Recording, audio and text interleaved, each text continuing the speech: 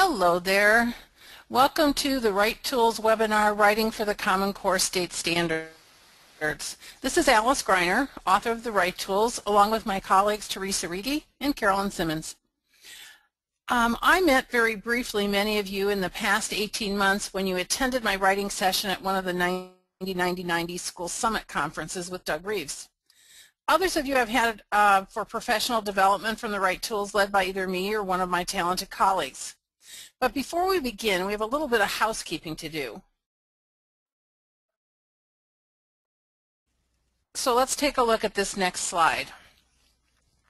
Here's our housekeeping. You should be able to hear us through your computer speakers. If it's better for you to listen to the audio over the phone, there's what you do. Your phones and microphones are muted. You can hear us, but we can't hear you. Submit questions using the question box, and please know that we're going to keep all the questions, hold them until the end. Last week, we did this same seminar and had educators from 22 states, DC, and Canada, and we have a very good-sized group with us again today, so welcome, welcome, welcome.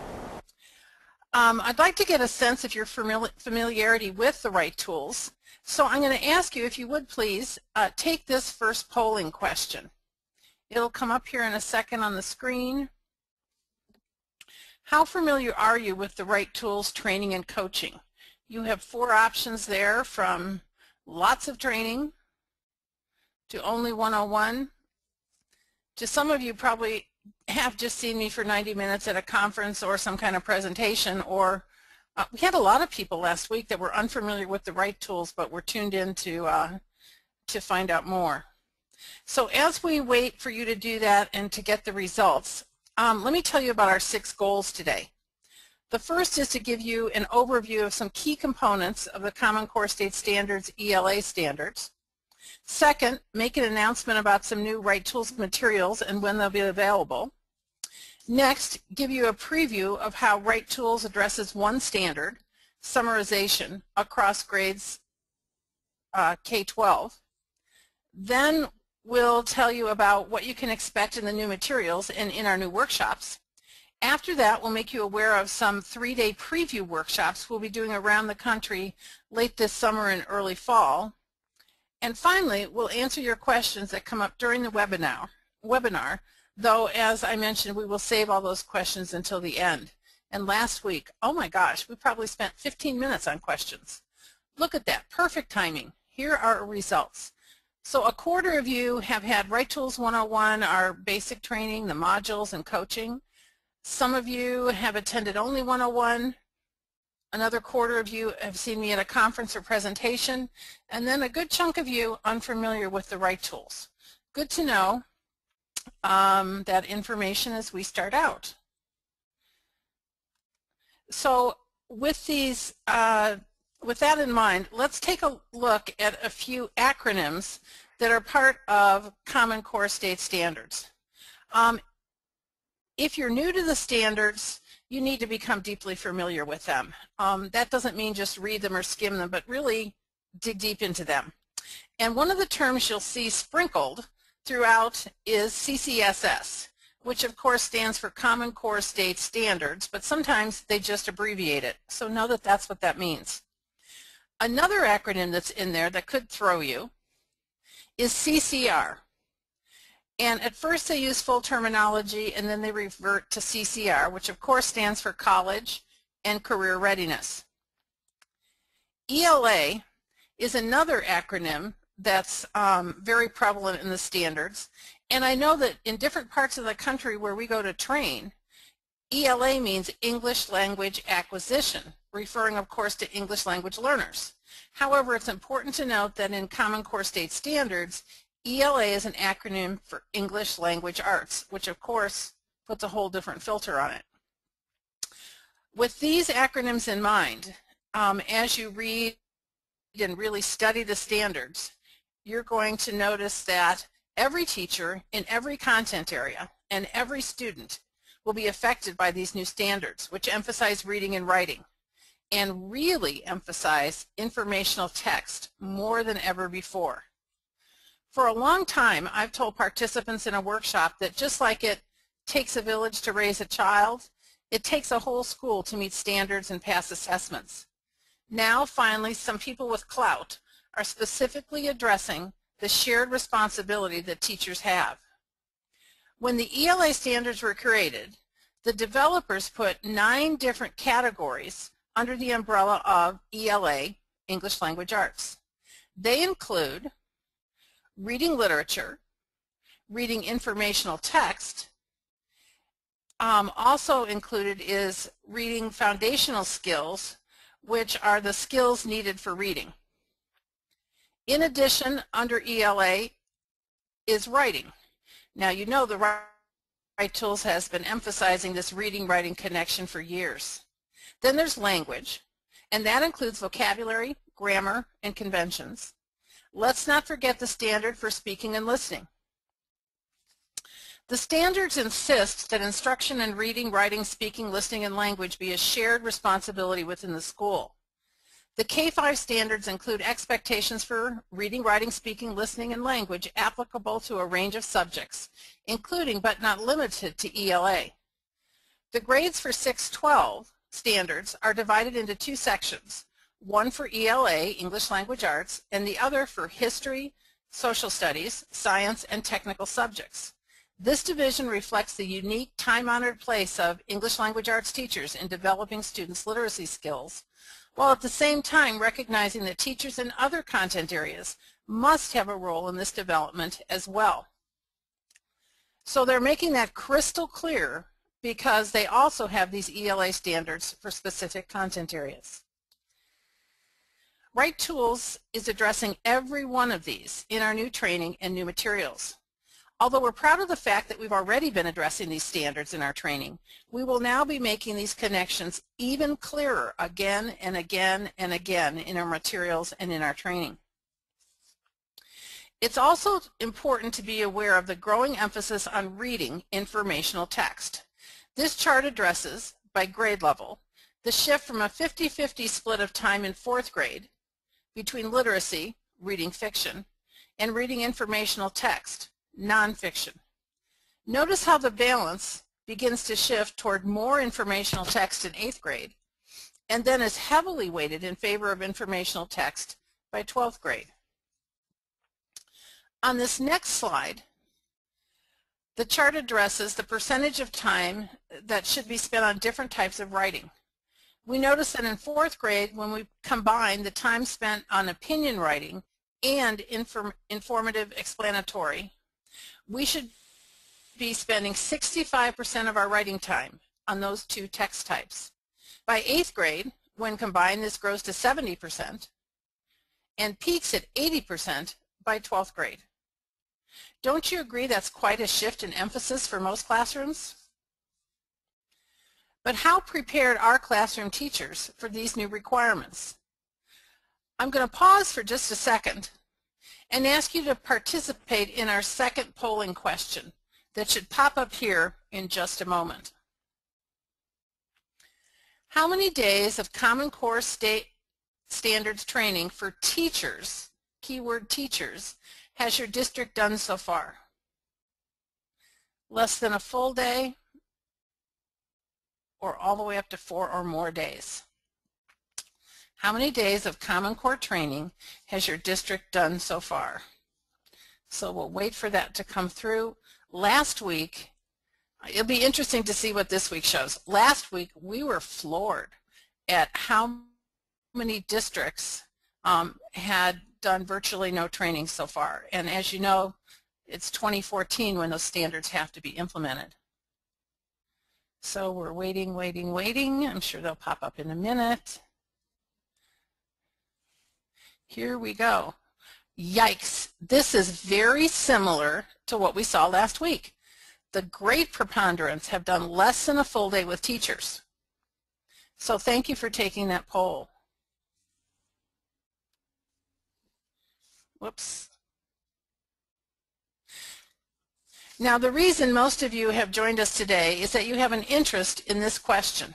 How will our school district help teachers be prepared for the new Common Core State Standards?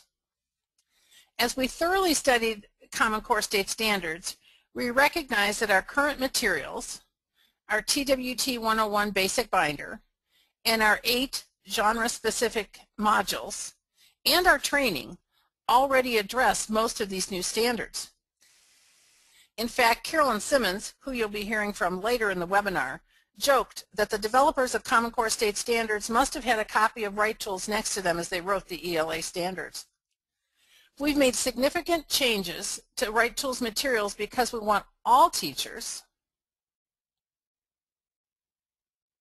English teachers, as well as content area teachers, to feel comfortable, confident, and ready and prepared to work with their students on the Common Core State Standards in English Language Arts. So today, we're proud to announce our new materials and training. Now you might be thinking, when will those materials be available? And when will that new training be available? Well, ta-da, get out your calendars and mark August 1st. That's right, August 1st is when our new materials and 3 new workshops will be ready for you in your district. Now you might be wondering, well, can you give us a little preview of what will be included in the new materials and training? Of course we can. Write Tools for Common Core will have 3 binders of materials focused on the 3 text types, paired with 3 days of training for each text type.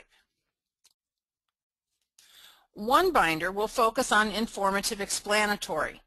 It will include strategies for helping students learn how to do a close read of nonfiction informational text. It will also include strategies for paragraph writing. In addition, we will cover multi-paragraph writing with an emphasis on compare-contrast. Also included will be explicit and specific information for your K-2 primary writers. That's right, even more great information than we've ever had before for your K-2 primary emergent writers. Another binder is built around opinion argumentation, a text type that is very prominent in Common Core State Standards. As you know, in K-5, students are asked to do opinion writing. Then they go out the door and down the block to middle school, and for those students 6-12, the focus changes to argumentation. This new binder will address paragraph writing for opinion, as well as argumentation in multi-paragraph form, and the all-important research and report writing that is not a separate text type, but rather is sprinkled throughout the standards and grade levels. The third binder and the third training focuses on narrative, both real and imagined. These will include strategies for reading fiction, as well as strategies for writing real narrative, that's what you and I used to call personal narratives, and imagined narratives, as well as descriptive writing strategies. So there's a preview of the new materials, but now you might be thinking, so what are some features of the new training? Well, as you know, hang on a minute. As you know, Common Core State Standards are very clear at telling us what to teach. And Write Tools strategies are very clear as your solution for how to teach. As I mentioned before, every strategy will be directly aligned to specific standards. There will be standards-based lesson plans. Teachers have been asking for those for years. Also included will be rubrics for each text type. And double bonus, a piece of Write Tools writing software. This software will help students meet the text standards that are embedded in Common Core. We know that most districts are handing out horizontally aligned standards, which is great, but we also will be including ELA standards grouped by grade level. So teachers can have these grade level standards right next to them throughout the entire training and refer to them constantly. Those of you who have partnered with us over time know that one of our strengths is that we get results. I'm going to quickly highlight 2 districts that have had remarkable recent gains. The first is Los Altos School District in the Bay Area in California. Los Altos was already a high-performing district in most areas, but writing was their weak spot 6 years ago when we began working together. You'll notice their gains over time on state writing assessments for both 4th grade, that's the chart on your left, and for 7th grade, the chart on your right. Now let me show you something really amazing about these Los Altos students. This chart shows the same students, be sure you hear that, the same students as 4th graders on the state assessment, where 25% of them scored advanced, to 3 years later, those same students on the far right, 97% of them were scoring proficient or advanced. Isn't that a district dream come true? At the bottom, you'll see Alyssa Gallagher, now Assistant Superintendent of Instruction in the district, and how she recognized the power of quality staff development combined with consistent coaching and common language embedded in writing instruction. The next slide focuses on another district. This one is in Rock Springs, Wyoming. It's Sweetwater County School District number 1. Here you'll notice the great gains made over 2 years' time in grades 3 through 11. What was responsible for those gains? Great teaching, of course, plus quality staff development delivered by trainers who really know their stuff and follow-up on-site coaching over time. Now this next slide will show you the remarkable gains made over 1 year at Desert View Elementary in Rock Springs. And the picture in the upper left-hand corner is James Etherington, principal at Desert View. What was responsible for those gains? Well, once again, great teaching, of course, plus quality staff development delivered by trainers who know their stuff and follow-up on-site coaching. I hate to sound like a broken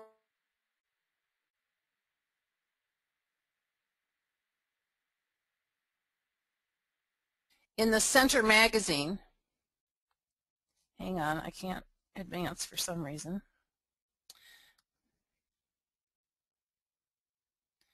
Dorothy, can you give me some help here? Whoops, that might be too much help.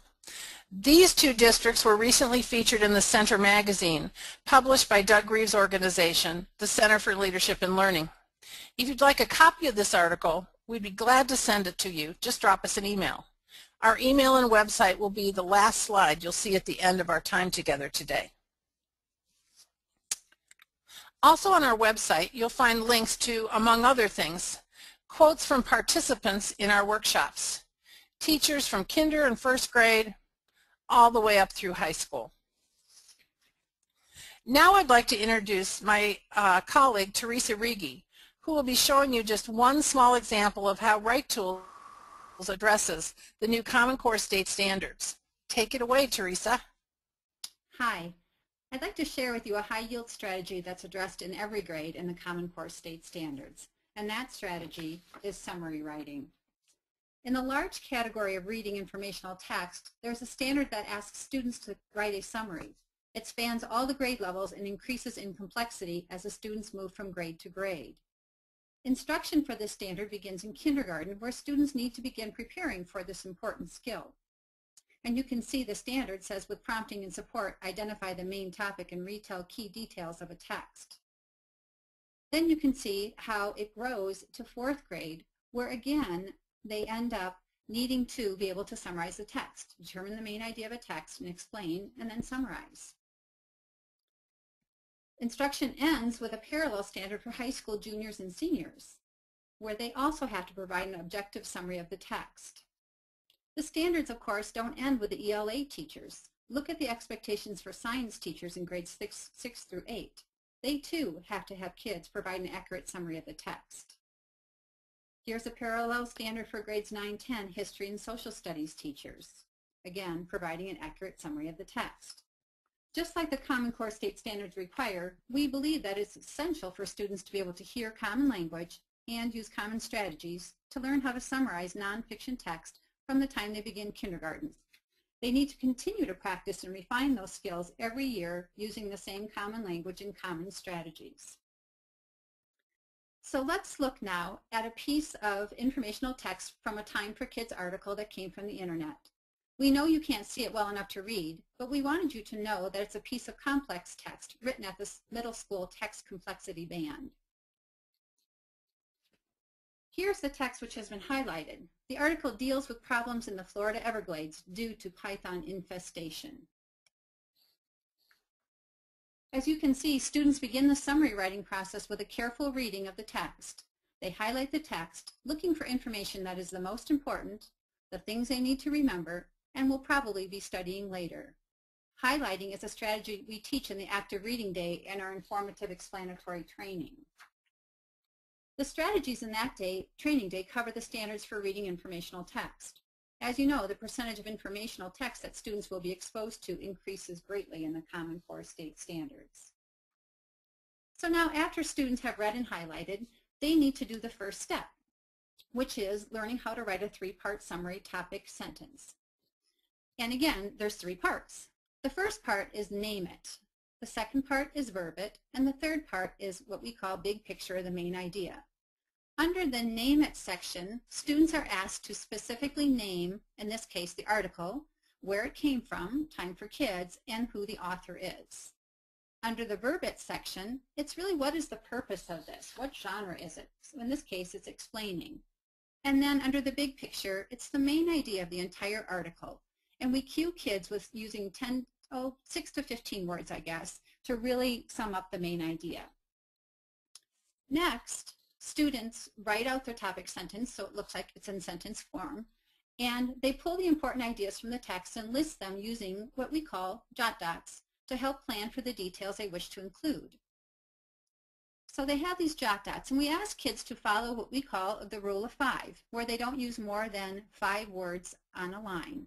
What this does is help kids to learn how to paraphrase and also not to plagiarize. Once they have their jot dots completed, we want them to write out loud. We encourage students to orally rehearse the paragraph with a peer. This addresses several of the standards in the speaking and listening category. When students rehearse their summary paragraph, each jot dot is going to become a complete sentence in their paragraph. Now this is the summary paragraph of the article. It's based on the information the student has pulled from the text and paraphrased. Students that are able to summarize text prove that they read and understood the article. Our new training is going to furnish a license for each participant in the class that will enable teachers to install our software on their classroom computer.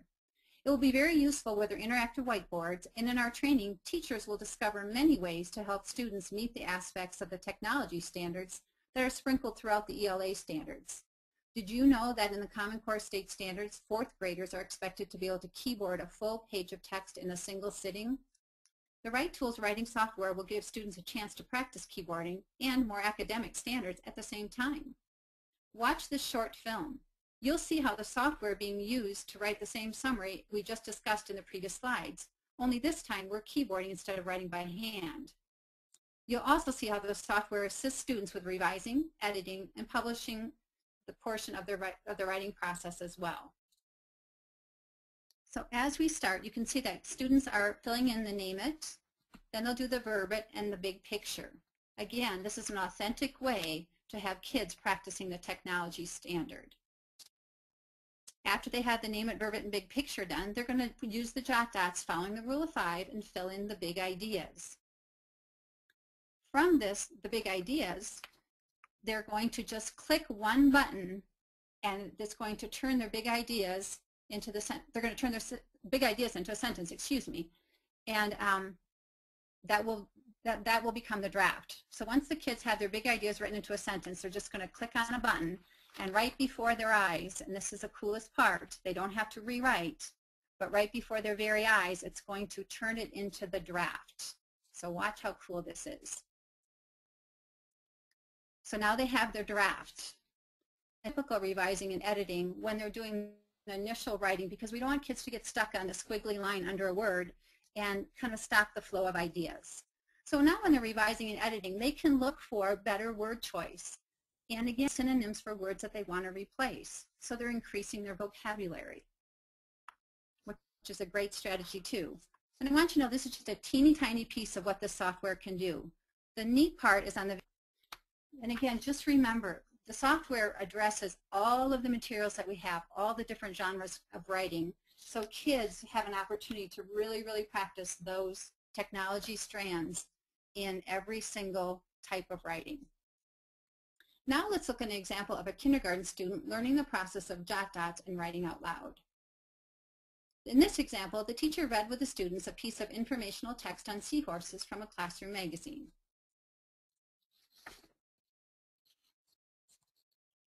You can kind of see.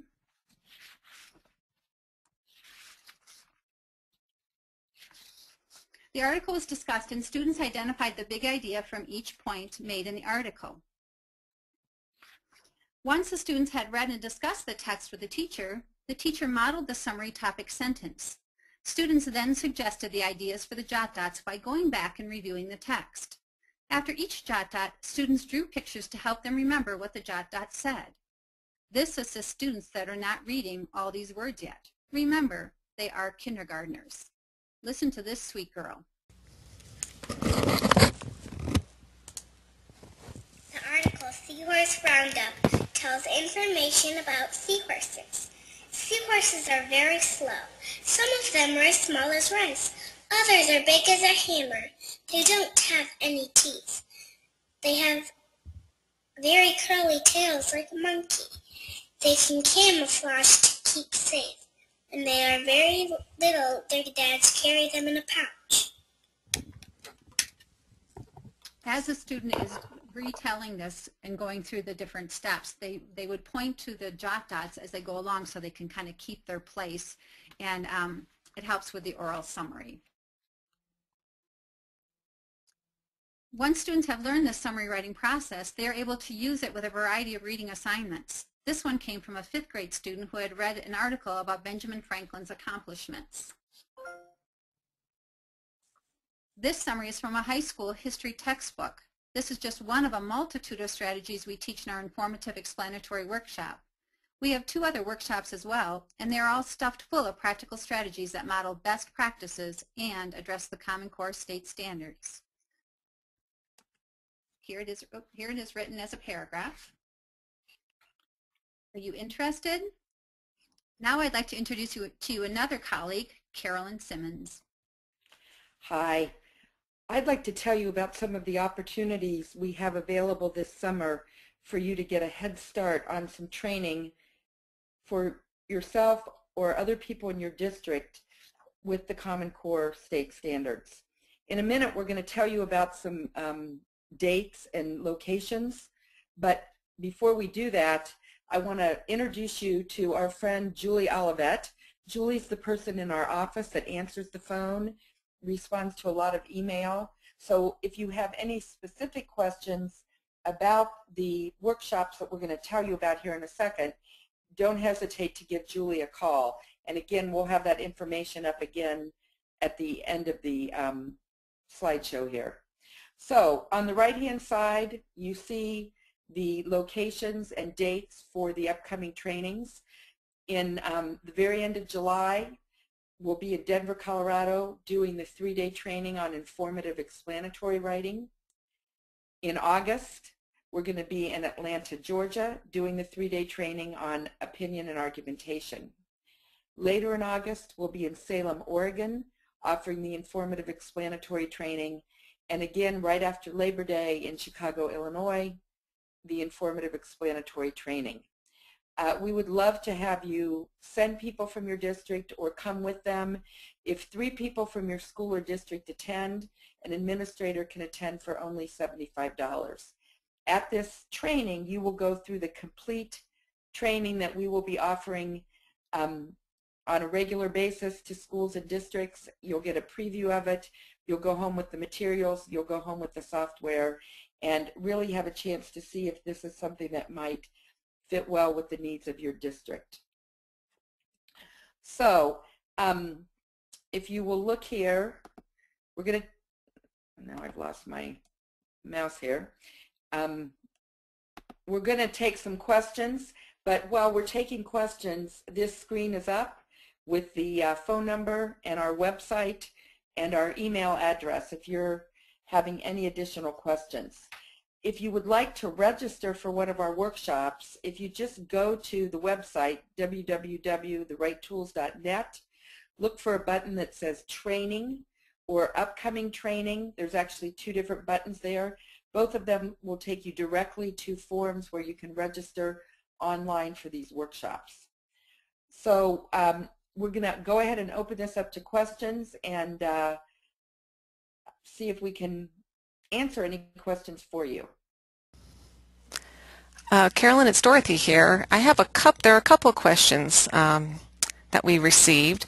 The first one is, does this work for ELL students? Are you addressing that to me? Well, whoever would like to answer it. Okay. I will be happy. I'll jump in. This is Alice. Go ahead, Alice. What I can tell you is that ELA's English language learners respond very well to this. It's naturally differentiated. And Teresa or Carolyn, why don't you chime in as well about our levels? All of our materials, we have level 1, level 2, and level 3 writers, because what we know is that we often have students that come into us later in the school years, possibly in the middle levels, and they're new to our country, new to the English language. So we know that instead of saying all 6th graders should be doing this, or 7th graders, that there's some kid that needs some extra support. It might be ELL, it might be special education students. So you can look at the level 1 strategies to do and lessons to do with those kids to bring them up, because we want those kids to be college or career ready when they leave high school also. So the materials are very, very differentiated, and there's lots of lessons at every different level, so teachers can have a comfort level with the kids in the classroom, take them from where they are and move them forward. Okay, here's another question. How does this method compare with Foursquare writing? This is Alice. I have just superficial inch-deep knowledge of Foursquare, so I am not the best person to answer that. What I would tell you is that, boy, oh boy, in the past several years I've worked with a number of individual schools where some teachers have used Foursquare, and at the end of training, and especially at the end of demo lessons, they go, oh my gosh, I know exactly what to do now. So what I can tell you is it's very compatible, though I'm not deeply knowledgeable about Foursquare. Teresa and Carolyn, I don't know if you have a deeper knowledge of Foursquare or not. I think I can help a little bit. I think we are compatible with Foursquare. The only experience that I know that has been a little bit detrimental, I think, is Foursquare feels like a graphic organizer to fill out, and the boxes are a certain size.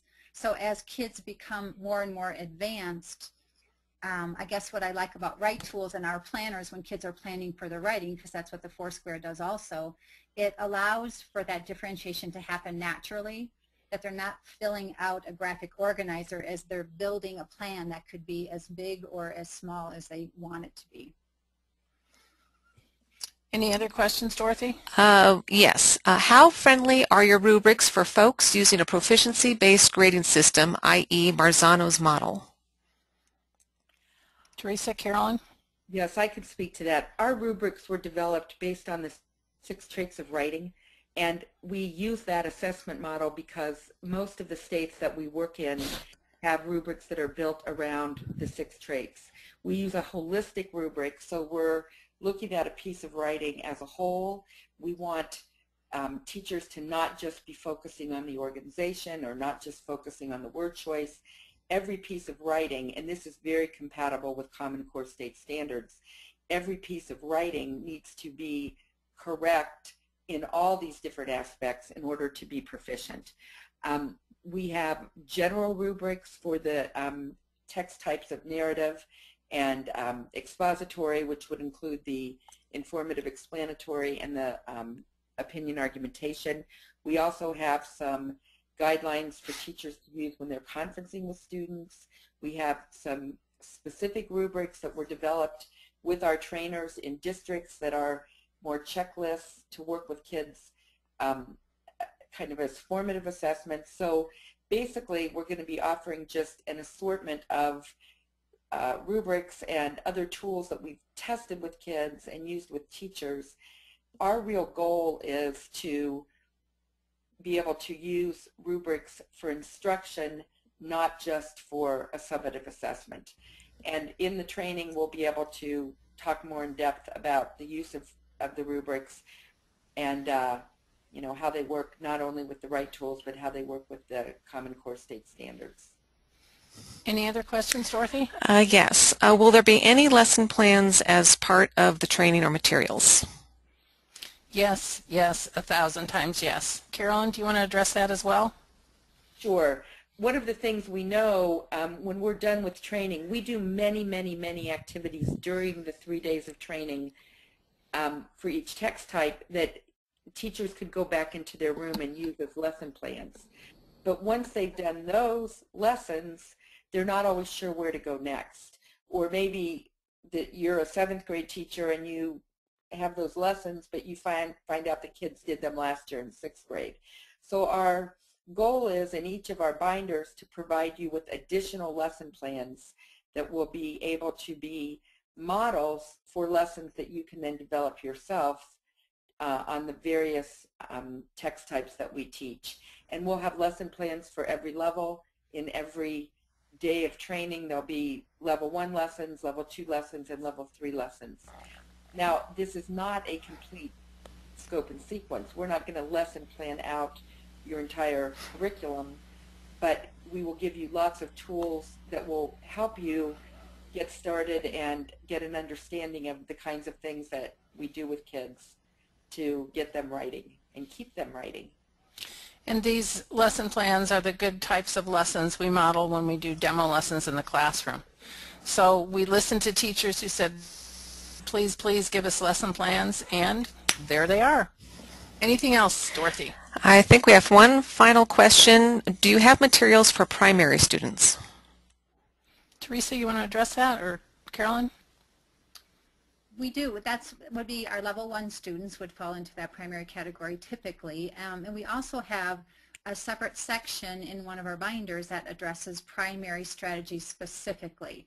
So in the Inform Explain binder that we have, you will find an entire section about, okay, so this is what writing can look like in kindergarten, 1st grade, and 2nd grade. So that is in there consciously. We know that when those primary teachers come into our training that they are looking for things that will really, they can take back to their classrooms tomorrow. So there's lots of strategies in the binder for that too. Anything to add to that, Carolyn? Well, I would just like to say that the primary teachers play a huge role in getting kids ready for the demands that are starting very quickly with 3rd and 4th graders for very extensive writing. And so we want kids from the beginning of kindergarten. They won't be reading yet. Many of them will never have had any experience other than coloring, but we want to get them writing from day 1. We call it writing right away. And so our primary training day is really geared toward things that you can do with kids from the first day of school to start them writing right away. In addition to that, every day of training that has applications for primary, they're built right in. So primary teachers don't have to sit and wait for their special primary training. They can get tips and suggestions all along the way from our experienced primary trainers. Anything else, Dorothy? That's it. Okay, well, thank you for tuning in. Once again, we have hope to provide you with an overview of Write Tools, some specific information about Common Core, ELA standards, and you know how to get a hold of us there if you have further questions. Thanks so much. We're going to sign off now.